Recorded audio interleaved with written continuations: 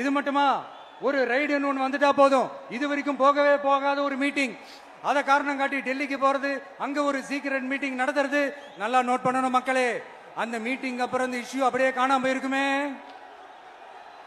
அதேதான் அதேதான். Stalin uncle, what uncle is very wrong uncle.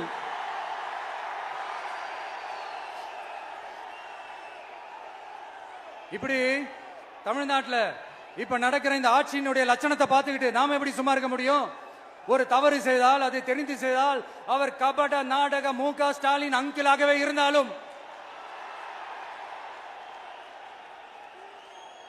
Uncle uncle உங்களுக்கு மனசாட்சின்னு ஒண்ணு இருந்துச்சுன்னா நாங்க கேட்கிற கேள்விகளுக்கு மட்டும் கொஞ்சம் பதில் சொல்லுங்க அங்கிள். நீங்க நடத்துற இந்த ஆட்சியில நேர்மை இருக்கா? நியாயம் இருக்கா? ஊழல் இல்லாம இருக்கா? சட்டம் ஒழுங்கு சரியா இருக்கா? பெண்களுக்கு பாதுகாப்பு இருக்கா? பொதுமக்களுக்கு பாதுகாப்பு இருக்கா?